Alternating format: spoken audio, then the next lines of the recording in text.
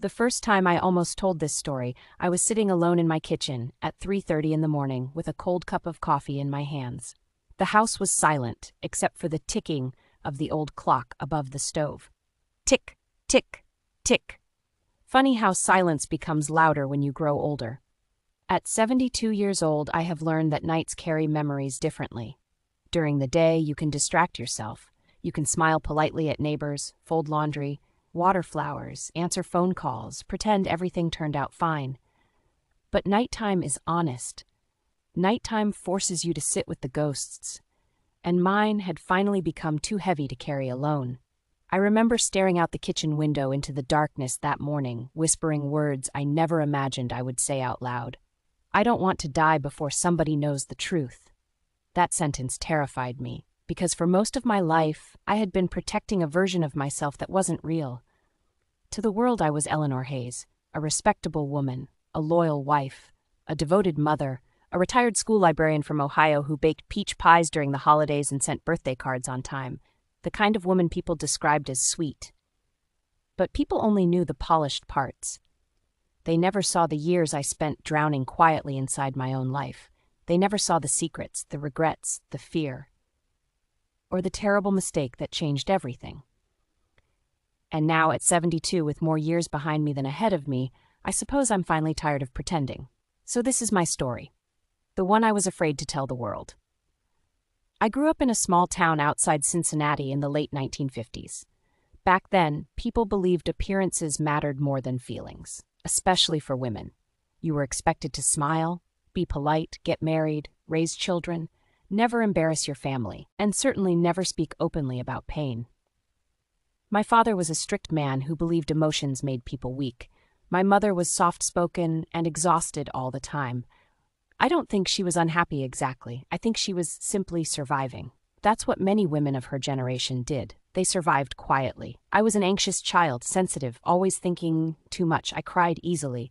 I worried constantly, even as a little girl. I carried this strange fear that something terrible was always about to happen. I used to sit by my bedroom window at night and wonder what adulthood would feel like. I imagined freedom, adventure, love. I imagined becoming someone extraordinary. Instead, life happened the way it often does, slowly, ordinarily, without warning. I met my husband, Richard, when I was 21. He had dark hair, kind eyes, and the kind of confidence that made everyone around him feel safe. He worked at an auto repair shop during the day and took business classes at night. He made me laugh. And after spending most of my childhood feeling invisible, being loved by someone like Richard felt like sunlight. We married less than a year later. My mother cried during the wedding.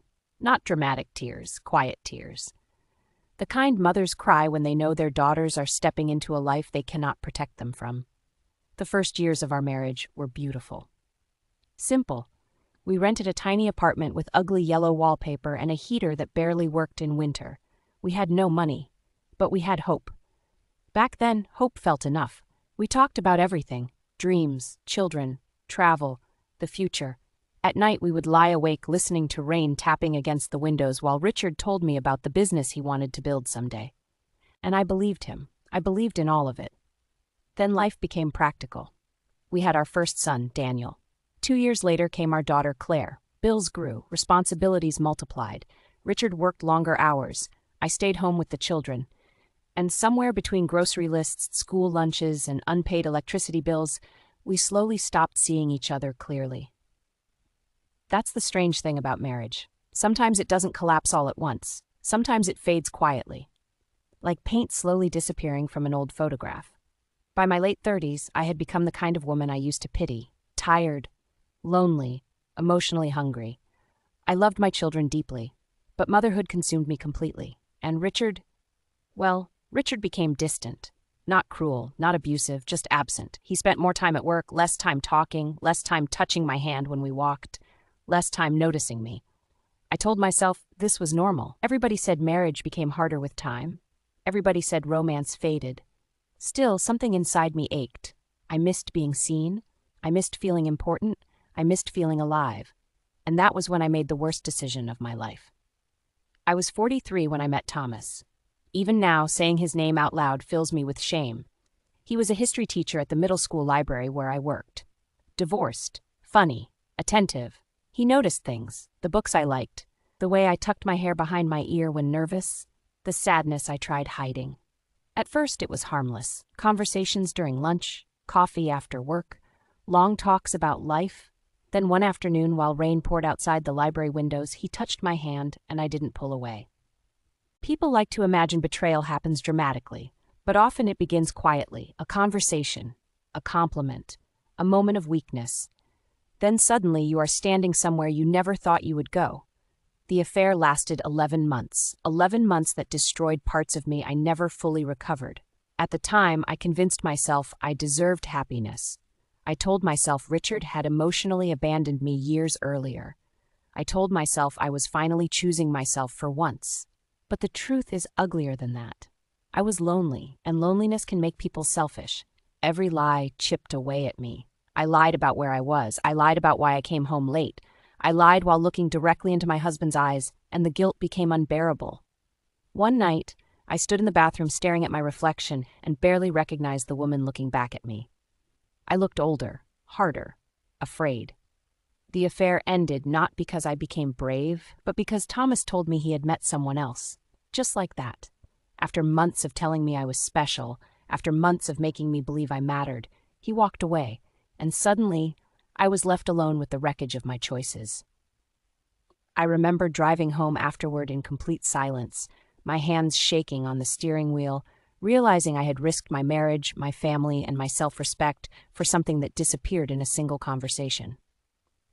That night, I sat beside my sleeping husband and cried so quietly he never woke up. I wanted to confess. God, I wanted to tell him everything. But I was terrified. Terrified he would leave. Terrified my children would hate me. Terrified the truth would destroy the life we built. So I buried it. And that secret poisoned me for decades. People think hidden mistakes disappear with time. They don't. They settle inside your body, inside your nervous system, inside your sleep. I became anxious constantly. I developed insomnia, panic attacks, chest pain. I smiled at church gatherings while silently drowning in guilt. And worst of all, Richard never knew why I had changed. He only saw the distance, the sadness, the emotional walls. He tried reaching me sometimes, but shame made me colder, and shame is a lonely place to live. Years passed, the children grew up. Daniel moved to Chicago. Claire became a nurse in Colorado. Richard retired at 65. And for the first time in decades, we were alone together again. At first, it felt awkward, like two people trying to remember an old language, but something unexpected happened. We slowly became friends again. He started making coffee for me every morning. We took evening walks, watched old movies, sat quietly on the porch during summer storms. And the more kindness he showed me, the worse my guilt became. Because Richard was never the villain in my story. He was simply human, tired, flawed, trying his best, just like I was, except I had betrayed him. Not once did he ever betray me. That realization haunted me deeply in my older years. One winter evening when I was 68, Richard suffered a minor stroke. I found him collapsed beside the bathroom sink. I still remember the terror of that moment, the ambulance lights outside the house, the smell of hospital disinfectant, the fear of losing him. Sitting beside his hospital bed that night, listening to machines beep softly in the darkness, I realized something unbearable. If he died before learning the truth, I would carry this secret into my grave, and somehow that felt even more frightening. But I still stayed silent. Cowardice doesn't disappear with age. If anything, it becomes more complicated. Richard recovered slowly. Physically, he improved. But emotionally, something changed after the stroke. He became softer, more reflective. He talked openly about mortality, about regrets, about how quickly life passes. One night while sitting on the porch, he looked at me and said something I will never forget. "Ellie, I hope you know you've always been the love of my life." I nearly broke apart hearing those words, because all I could think was, if you knew the truth, would you still say that? A year later, Richard died in his sleep, peacefully, at home, beside me. The doctor later said it was likely his heart. But nothing prepares you for the silence that follows losing someone after 50 years together. People talk about grief like it arrives all at once. It doesn't. It comes in waves, in empty chairs, unused coffee mugs, half-finished crossword puzzles. the side of the bed that stays cold forever. After the funeral, everybody told me how lucky we were. What a beautiful marriage. You two were soulmates. He adored you. Every sentence felt like another stone pressing against my chest, because they were mourning a story that wasn't fully true, and I was too ashamed to correct them. So I became the keeper of a secret nobody else knew existed. At first, widowhood terrified me. The quiet house, the endless evenings, the loneliness. But eventually something stranger happened. The silence forced me to confront myself honestly, without distractions, without pretending. And grief has a way of peeling away illusions. I began thinking deeply about my entire life, about who I had been, about who I had failed to become, about the damage caused not only by betrayal, but by silence. That's the part people rarely discuss.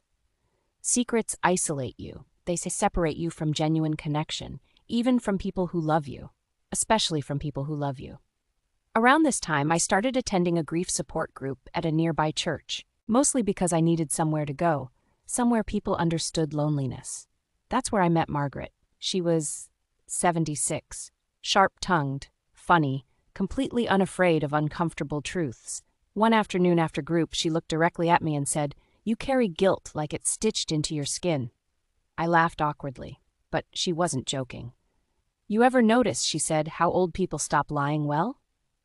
That sentence stayed with me, because she was right. Age weakens many things. The body, memory, energy, but strangely it also weakens denial.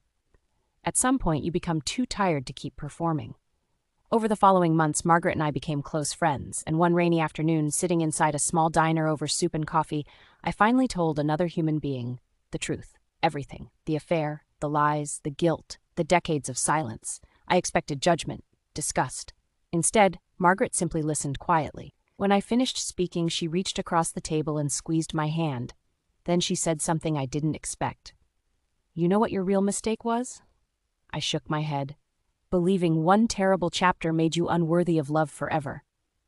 I cried harder hearing that than I had cried in years, because deep down I had spent almost 30 years punishing myself, and perhaps I believed I deserved punishment. But punishment is different from healing. I'm not telling this story to excuse what I did. I was wrong, completely wrong. I hurt someone who loved me, even if he never discovered the truth, and I must live with that forever. But I also learned something important. Human beings are more complicated than the versions we present publicly. Good people can make terrible choices. Lonely people can become selfish, and shame can quietly destroy entire decades of a life. After opening up to Margaret, something inside me shifted. Not dramatically, not magically, but slowly, I began allowing myself to breathe again. I started writing, not for publication, just journals, memories, honest thoughts. And for the first time in years, I stopped trying to sound perfect. I wrote about fear, regret, marriage, aging, loneliness. I wrote about how easy it is to lose yourself while trying to appear strong. I wrote about the terrible hunger human beings carry to feel seen, especially women of my generation who were taught to silence themselves constantly. One night, Claire visited me unexpectedly. We sat together in the living room drinking tea while snow fell softly outside. At one point, she looked at me carefully and asked, "Mom, were you happy?" The question startled me, because children rarely stop asking questions about their parents, even as adults. I could have lied. I had spent years doing exactly that, but something inside me refused this time. So I answered honestly, "Not always." Claire nodded quietly. Then she said, "I don't think women of your generation were allowed to admit that." That sentence broke my heart, because she understood something important. Many women my age spent their entire lives performing happiness. We smiled through depression, through loneliness, through emotional exhaustion, through marriages that looked successful from outside. Nobody taught us how to speak honestly about our inner lives, and silence becomes inheritance. I didn't want to pass that silence to my daughter or my granddaughter. So little by little, I started becoming more truthful, not about every detail, but about emotions, about vulnerability, about imperfection. And strangely enough, honesty created more connection than perfection ever did. The older I get, the more I realize people are starving for honesty. Not polished stories, not inspirational quotes, real truth, the kind that trembles, the kind that admits failure, the kind that says, I was lost. I made mistakes. I hurt people. I survived anyway. A few months ago, I found an old photograph tucked inside one of Richard's books. It was from our honeymoon. We were standing beside a lake in Michigan, young, laughing, completely unaware of the years ahead. I stared at that photograph for nearly an hour, and suddenly I understood something that made me cry. We spend so much of life believing people are either heroes or villains, faithful or unfaithful, good or bad. But real people are messier than that. Richard loved me deeply, and I loved him deeply too. Both things were true. And despite my betrayal, despite my silence, despite all the ways we failed each other over the years, there was still genuine love between us, complicated love, human love, imperfect love. I used to think admitting my mistakes would destroy every beautiful memory. Now I think truth simply makes memories more honest. At 72, I no longer want to die hiding behind appearances. I spent decades terrified of judgment, terrified people would see my flaws and decide I was unforgivable. But age changes your relationship with fear. When you begin attending more funerals than weddings, you start understanding how temporary everything is. Pride, image, reputation. All of it fades. What remains are moments, connections, truth. I still miss Richard every single day. Sometimes grief catches me unexpectedly. In grocery stores, at traffic lights, when hearing songs he loved. Last month I accidentally bought his favorite cereal before remembering he was gone. I stood in the cereal aisle crying like a child. That's grief. It humiliates you in ordinary places. But grief also teaches tenderness, toward others, toward yourself, toward the fragile reality that every human being is carrying invisible battles. There's another truth I was afraid to tell. After Richard died, I seriously considered ending my life. Not dramatically, not impulsively, quietly. The loneliness felt unbearable. I remember one night sitting in the dark living room thinking, what exactly am I still here for? The children had their own lives. My body hurt constantly. Most of my friends were either sick or gone, and the guilt I carried made me feel undeserving of peace.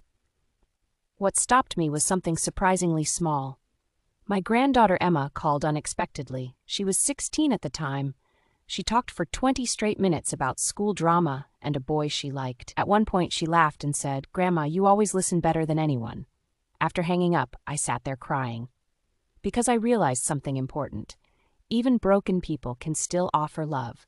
Even flawed people can still matter deeply to someone. That realization saved me.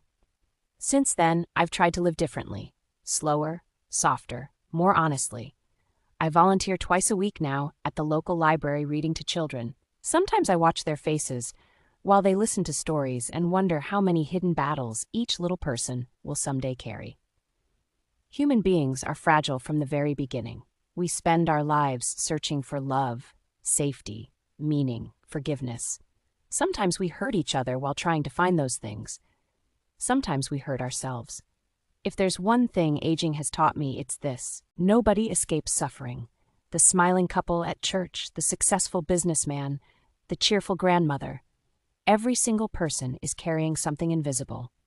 And perhaps we would all treat each other more gently if we remembered that. Last Thanksgiving, my entire family gathered at my house. Children running everywhere, football playing loudly in the living room, the smell of turkey and cinnamon filling the air. At one point, I stood quietly in the kitchen watching everyone laugh together, and suddenly, I felt overwhelming gratitude. Not because my life was perfect. It wasn't.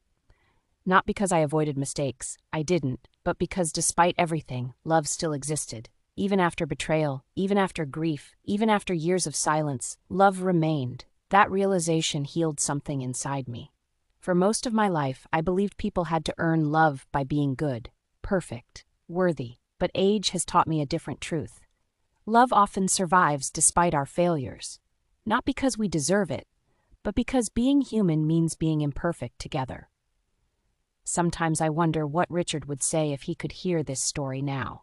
Would he forgive me? Would he feel betrayed? Would he understand the loneliness I carried back then? I'll never know, and perhaps part of growing older is accepting that some questions remain unanswered forever. But if I could speak to him one last time, I think I would say this. I'm sorry. I'm sorry for the silence, for the lies, for underestimating your love. And I'm sorry I spent so many years believing my worst mistake defined my entire life. Because now, near the end of my journey, I finally understand something important. Human beings are not the worst thing they have ever done. We are the total sum of our choices. Our regrets, our growth, our kindness, our failures, our attempts to love anyway, that doesn't erase accountability, but it does leave room for mercy. And maybe mercy is what saves us in the end. The rain is falling outside tonight while I tell this story. Funny how life circles back sometimes. The same soft rain, the same quiet kitchen, the same ticking clock. Only now I am no longer hiding. I used to think strength meant appearing perfect. Now I think strength means telling the truth even when it shakes your voice. Especially then. If you are listening to my story right now while carrying your own hidden shame, I want you to hear me carefully. One mistake, one failure, one painful chapter does not erase your humanity, and silence may protect your image for a while, but honesty protects your soul. I wish I had learned that sooner. Maybe I would have spent fewer nights hating myself. Maybe I would have loved more freely. Maybe I would have understood that healing begins the moment we stop pretending. At 72 years old, I no longer care about appearing impressive. I care about being real, because eventually life strips everything else away. Beauty fades, careers end, children grow up, friends disappear, bodies weaken, and in the end what remains is the truth of who you were when nobody else was watching. I have made peace with the fact that my story is messy. Most real stories are, but hidden inside the mess, there is still love, still redemption, still grace. And perhaps that is the most human thing of all. Tonight, before going to bed, I will probably do what I always do. I'll turn off the kitchen light, check the front door twice, stand quietly by the window for a moment, and listen to the rain. But unlike the woman I was years ago, I will no longer be afraid of my own reflection staring back at me through the glass. Because after a lifetime of hiding, I finally told the truth. And strangely enough, the truth did not destroy me. It set me free.